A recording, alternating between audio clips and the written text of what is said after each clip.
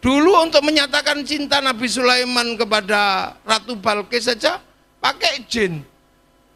Bawa surat innahu min Sulaiman wa innahu bismillahirrahmanirrahim. Sekarang ngapain pakai surat? Video call. Loh, manusia ini berkembang. Wah, makanya untung zaman Nabi Muhammad belum ada handphone, jadi nggak bisa selfie. Loh, manusia berkembang. Jin yang bagian menghantarkan cinta sekarang kalah sama Avanza. Ini ya kan cinta tumbuh bersama Avanza berkembang. Manusia ini berkembang, orang sakti aja libur. Dulu orang sakti, loh saya itu kalau bulan Muharram, Suro, Banser datang. Pagar Nusa, Banser itu ke rumah minta ilmu 6 piling pingsan gitu. Tahun kemarin nggak ada yang datang. Saya tanya kenapa kok gak ada yang datang? Ilmunya kiai bikin miskin gitu. Lah kenapa? Oh, sekarang nempiling orang 60 juta katanya. Loh, dunia ini berkembang, jangan dikira. Jadi apa yang dulu disebut bencana gitu, sekarang bisa dihitung. Dulu gunung Merapi meletus, Pompei meletus, ya orang nggak tahu, nggak ada seismograf. Sekarang bisa diukur meletusnya kapan, lari dulu. Duh, jadi manusia ini penakluk yang asli. Makanya jangan heran,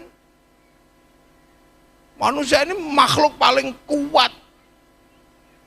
Malaikat yang nunggu bayi lahir aja kecewa sekarang. Rencananya keluarnya hari Rebo, dikeluarin hari Selasa, disesar.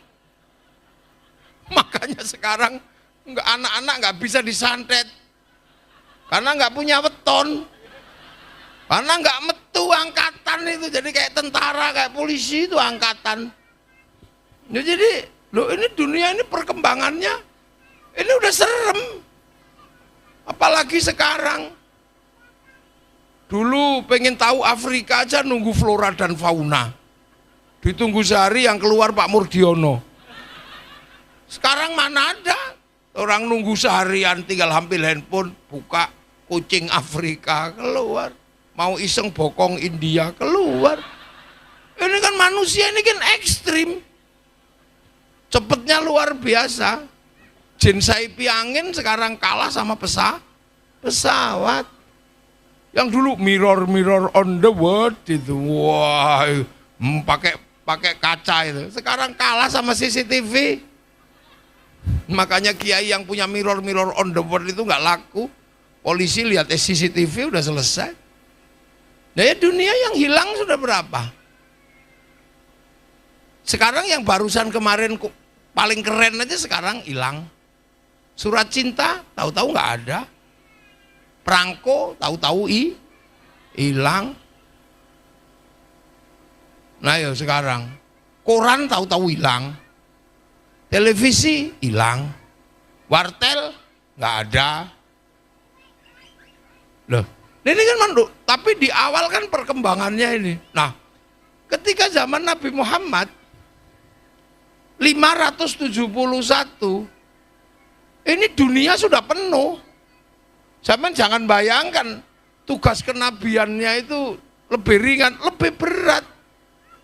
Karena sudah ada manusia dengan bangsa yang berbeda, suku yang berbeda, agama yang berbeda. Ini sudah komplit zaman Nabi Muhammad. Tinggalan seniornya yang masih eksis. Itu kan itu, agama yang masih viral sebelum Nabi Muhammad masih eksis. Followernya masih banyak. Agama Yahudi, agama Nasrani. Di belahan bumi yang lain tinggalan Nabi Ibrahim juga masih banyak. Millata Ibrahim, yang Nabi Ibrahim disebut Brahma juga masih banyak. Loh, kan ada yang menyebut Ibrahim itu dengan Abraham, istrinya Sarah. Kalau disebut Ibrahim, istrinya Sarah. Kalau disebut Brahma, istrinya Saraswati. Sarah juga. Loh, mencoba memahami kelahiran Nabi di 571 itu dalam bahasa yang paling sederhana. Itu Allah menyebut wa ma arsalnaka illa rahmatal lil alamin. Alaminnya itu konsepnya sudah segede, udah nggak segede Arab tok, ini dunia yang lain sudah penuh manusia. 571 lahir di Mekah, 450 ini Jawa Barat ini sudah berdiri kerajaan Kutai Kartanegara. 350 di ujung kulon berdiri kerajaan Saloka Negara. Tahun 450 di ujung sana mendekati tahun 500 berdiri kerajaan Galuh. Di Jawa Timur berdiri kerajaan Kanjuruhan tahun 500. Di Jawa Tengah berdiri kerajaan Kalingga. Di Kalimantan Timur Kutai Karta. Itu semua sudah ada sebelum Nabi lahir. Nabi lagi proses dakwah, di Jawa Tengah berdiri kerajaan Mataram. Tuh kan, ini kan proses dunia sudah penuh. Di Iran, Irak berdiri kerajaan Parsi. Persia berdiri kerajaan yang tidak bertuhan Yahudi, tidak bertuhan Nasrani, bertuhan lebih kuno lagi. Namanya Majusi, penyembah api. Makanya orang Parsi itulah orang yang pertama kali bikin kembang api dan mercon. Nah Parsi itu sekarang Iran itu, makanya orang Iran itu bisa bikin mercon, diperbesar namanya rudal. Nah orang Yahudi kalah tua sama orang Parsi, makanya ketika tarung rudal, ya mau nggak mau Israel ya kalah sama orang Iran. Wong sejarah perudalannya lebih tua. Iran punya langit yang nggak bisa ditembus oleh 300 rudal, ya nggak ada masalah. Kalau cuma 300 nggak bisa tembus, dikirim 1.200. Gimana nggak protol itu langitnya Israel itu. Makanya sampean juga gitu. Kalau perempuan di I love you 3 kali nggak tembus, 10 kali. 10 kali nggak tembus, 70 kali sehari di I love you. Tembus juga nanti. Pagi dikirimi roti, siang dikirimi apel, sore dikirimi duit, pasti mau. Loh, ya makanya berjuang. Loh Parsi, Cina sudah punya Tuhan, sudah mampu mendirikan tembok Cina, punya agama namanya Konghucu, punya Tuhan namanya Den atau Tian. Bahkan mereka sudah bergurau dengan Tuhan. Orang Cina ketika Rasulullah menyebarkan Islam di Mekah, orang Cina sudah bergurau dengan Tuhan. Tuhannya sudah Tuhan yang seru. Sudah nggak ada manusia nggak bertuhan kalau di Cina, semua bertuhan. Karena kalau dia nggak mau Tuhan kok rewel ngelarang judi, dia bikin dewa judi. Tuhan kok rewel nggak boleh mabuk, dia bikin dewa mabuk. Kalau Tuhan udah terlalu berkuasa dan nggak bisa diganggu gugat, dinaiki Sun Gokong. Tuhannya diobrak-abrik itu sampai minggat semua. Bayangin sampai berani bergurau tentang Tuhan seperti orang Cina. Tuhanmu sampai mimpi buruk itu nggak berani sampai. Jadi dunia ini sudah penuh, orang Jepang sudah punya Shinto. Jadi itu pas Nabi Muhammad. Makanya Nabi Muhammad ya cuman tegas mengatakan bahwa di balik rahmatan lil alamin ada proses negosiasi budaya, negosiasi antar negara, negosiasi agama. Maka terhadap agama yang berbeda, Rasulullah sudah sampai di titik lakum dinukum waliyad, karena Rasulullah jadi nabi itu agama sudah banyak. Iya, di Bekasi waktu jadi kiai pertama aliran agama paling baru NU, Muhammadiyah baru itu. Begitu Suriahnya yang generasi ini sudah ada MTA, sudah ada Persis, sudah ini banyak, ada organisasi macam-macam sudah. Gitu ya, sama lah zaman Bung Karno jadi presiden, ini mungkin belum ada orangnya di sini nih, masih tempat burung belibis. Zaman Pak Harto mulai banyak orangnya. Zaman Pak Dur banyak orangnya. Zaman Pak Jokowi sudah penuh. Zaman Pak Prabowo sudah penuh semua. Sampai nanti kemudian sudah nggak ada yang muat, pindah ke IKN, itu aja. Ya kan manusia pasti melakukan migrasi kalau tempatnya sudah penuh. Loh, jangan dikira, Nabi itu jadi Nabi baru tahun kemarin itu. Tahun 600, itu dunia udah penuh. Maka negosiasi terhadap bangsa yang berbeda, wa ja'alnakum syu'uban wa qabaila. Karena zaman Nabi orang sudah berbangsa-bangsa. Gitu. Makanya negosiasinya Nabi itu seru. Antar bangsa, antar negara, antar suku, perdagangan melibatkan antar pedagang di jalur sutra. Seru Nabi Muhammad itu. Kalau zaman Nabi Ibrahim sih belum seseru itu. Mampir Mekah aja belum ada orangnya. Makanya Rabbana inni askantu min dzurriyyati biwadin ghairi dzi zar'in 'inda baitikal muharram. Mekah itu masih tidak ada penghuni sama sekali. Mungkin di sini juga belum ada penghuni. Nah itu, jadi kan beda. Problematika zaman Pak Harto belum ada problem kejahatan cybercrime gitu, belum ada. Tapi zaman Pak Prabowo sekarang gayanya aja pengajian tapi tangannya sambil ngeslot. Kan bisa. Kan berjudi tidak perlu menempati tempat perjudian. Jadi orang dulu kalau penjudi itu ketahuan, wah ini bajingan, ini penjudi ini. Kemarin pagi klutuk itu di pasar. Sekarang bisa pakai peci putih, pakai sarung, Masya Allah, tapi ngeslot ini bisa itu sekarang. Lah iya, pegangnya tasbih, astagfirullah, tapi WA istri orang. Kan nggak ketahuan sekarang ini. Dunia baru kejahatan kriminal cyber ini lebih serem sekarang. Karena orang nggak tahu. Kalau dulu orang buruk itu kan ketahuan. Berjudi mesti harus ke tempat perjudian.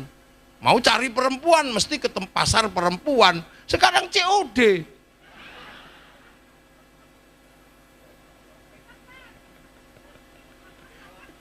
Loh, iya kan?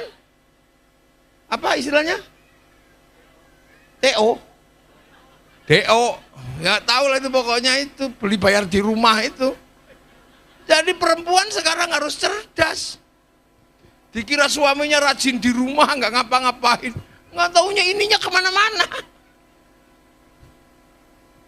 Bubuk yang, ternyata yangnya itu bukan suaminya, atau yangnya itu bukan istrinya. Di situ ditulisi kompor gas itu, nggak taunya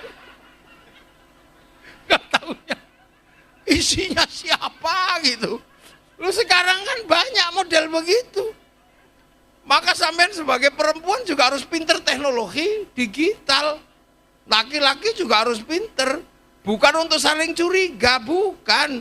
Tapi kewaspadaan itu penting. Lah iya kan. Suaminya nggak keluar kamar gitu. Kalau dulu suami brengsek itu kan suka ngintip orang mandi ke sungai. Dulu, sekarang buka di sini lebih serem daripada yang di sungai. Aman lagi. Iya kan? Tahu-tahu uang listrik habis. Kenapa? Judol. Ngeslot itu ya. Beli paketan untuk lihat yang lebih polos. Aja itu orang sekarang itu. Nah ini kan zaman bayang itu tidak ditemukan di zaman Pak Harto, tidak ditemukan di zaman Pak Dur, Gus Dur sudah ditemukan itu. Zaman Bu Mega aja belum ketemu itu. Pertengahan zaman Pak SBY baru ketemu itu. Zaman Pak Jokowi sudah komplit, apalagi zaman Pak Prabowo. Menkominfonya harus lebih canggih daripada Menkominfo yang dulu. Duh iya kan, nggak main-main. Anak-anak sekarang itu bisa berselancar kemana-mana. Kalau dulu kan orang-orang manual. Nah, itulah. Jadi saya harus memahami bahwa Nabi Muhammad itu kenapa rahmatan lil alamin. Konsepnya karena alam ini sudah penuh. sudah berperadaban semua. Maka Nabi melakukan negosiasi sosial, negosiasi budaya, negosiasi agama. Menego, yang nggak bisa dinego ya udah, agamamu agamamu, agamaku agamaku. Yang penting rukun, udah gitu aja. Jadi jangan dikira kalau ada yang mengatakan Nabi proses perjuangannya belum selesai, ya enggak, ya memang enggak diselesaikan karena memang fakta kehidupan itu seperti itu. Itu kehidupan. Lah Nabi Muhammad itu. Nah, waktu di Mekah aja sudah masalah. Negosiasi sama orang Mekah itu. Orang Mekah Nabi kan lahir di Mekah itu. Terus Nabi sebagai manusia nggak ada masalah. Nabi sebagai orang baik, orang Mekah tahu semua, Al-Amin. Nabi sebagai orang cerdas tahu semua. Nabi jujur tahu semua. Tapi ketika Nabi mengatakan aku itu Nabi, aku itu Rasul, lah orang Mekah kan nggak ngerti Rasul. Karena Rasul itu pilihan Allah tertulis dalam kitab suci. Lah orang Mekah itu nggak ada yang punya kitab suci. Karena orang Mekah ditinggal Nabi paling terakhir itu Nabi Ismail pindah Filistin. Setelah itu orang Mekah kosong, nggak ngerti Nabi. Yang ngerti Nabi orang Filistin, orang Madinah. Orang Mekah nggak ngerti Nabi. Kayak orang sini gitu ngerti kiai karena diajari sama kiai-kiai ini. Jadi ketika saya ke sini ya tetap Gus salaman, nggak kaget saya. Saya nggak khawatir. Nggak khawatir apa-apa di sini ngerti kiai. Tapi saya mencoba bayangkan masuk ke pedalaman Irian itu, yang nggak pernah ngerti kiai. Terus tiba-tiba saya kiai, nggak mungkin, paling tim pemburu babi. Gitu. Loh, begitu.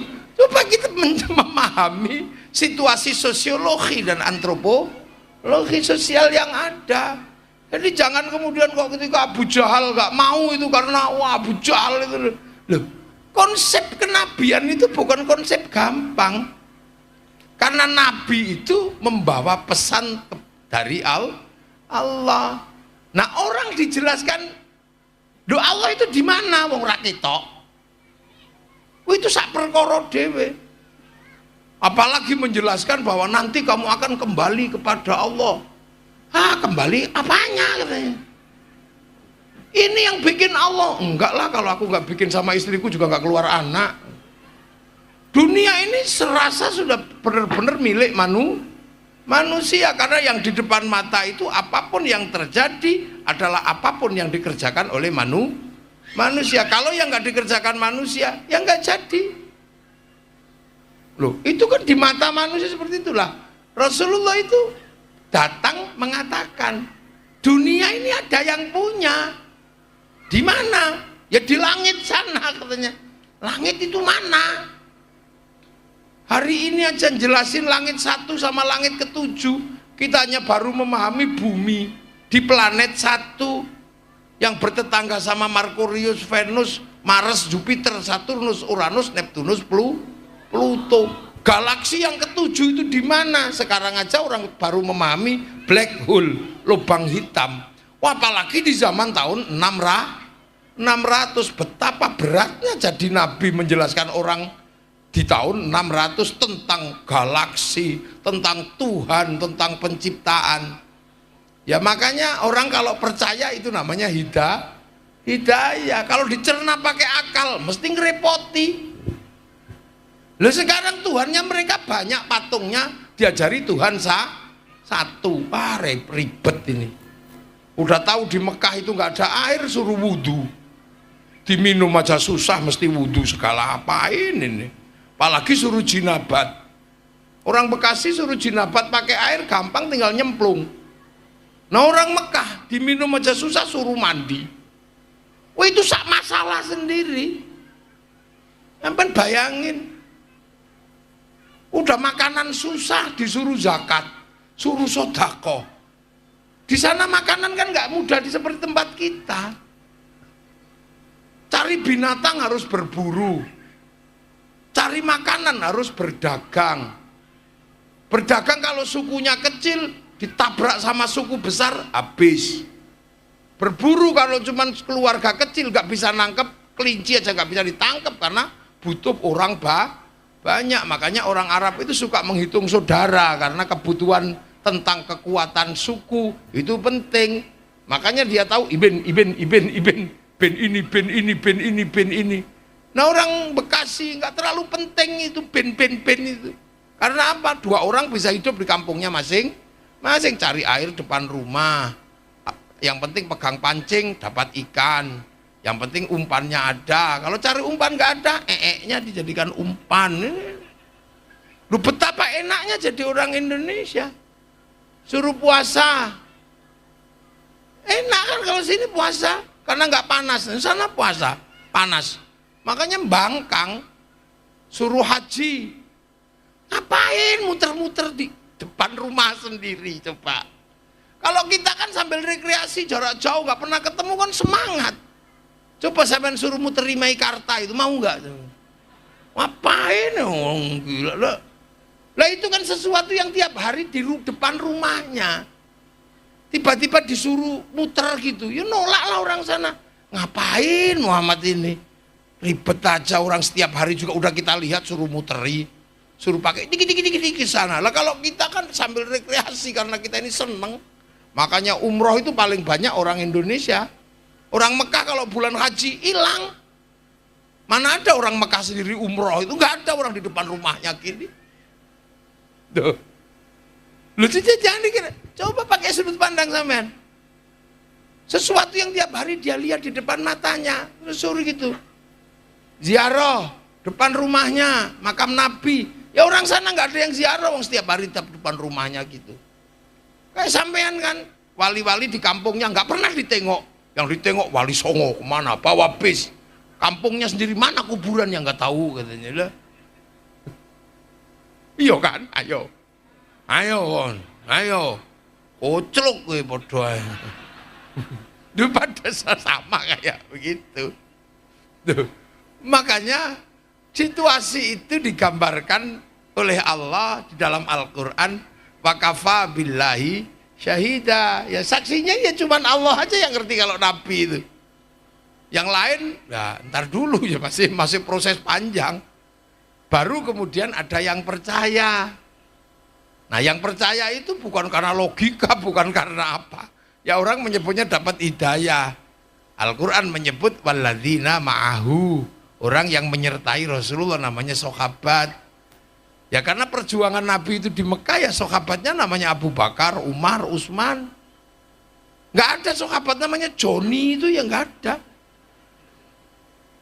Duh, iya kan? Karena perjuangan pertama itu ya di Mekah itu sama Madinah. Jadinya ya namanya ya masih Umayyah, apa Muawiyah gitu. Nah, yang dimusuhi ya orang Arab juga. Abu Jahal, Abu Lahab. Yang dikafir-kafirkan ya orang Arab. Jadi belum pernah orang Bekasi dikafirkan Allah itu belum pernah. Jadi yang iman ya orang Arab, yang nolak ya orang Arab. Jadi bukan orang Arab lebih hebat daripada enggak juga, yang kafir juga orang Arab pertama kali. Jadi jangan lupa itu, yang iman orang Arab, yang kafir juga orang Arab. Sampai akhirnya rekonsiliasi. Ruhama ubainahum tarahum ruka'an sujada yabtaguna fadlan minallah wa ridwanan simahum fi wujuhi min atharis sujud. Akhirnya rekonsiliasi. Sing tadinya kafir, Islam jadi satu. Udah rekonsiliasi, semuanya menjadi setara. Udah yuk hidup bareng yang bagus. Yang tadinya budak manggil sholat, ya Abu Bakar terus enggak mau. Itu Bilal dulu budakku. Ya enggak, ya udah rukun biasa. Itu terjadi. Oleh Rasulullah dirukunkan karena apa? Rasulullah mengangkat yang kelas tadinya kelas budak, kelas apa, mendapatkan kedudukan. Kullukum ra'in wa kullukum mas'ulun an ra'i. Yati, kalian semua adalah para pemimpin yang harus hidup saling bertanggung jawab antara yang mimpin dan yang dipimpin. Makanya rukun.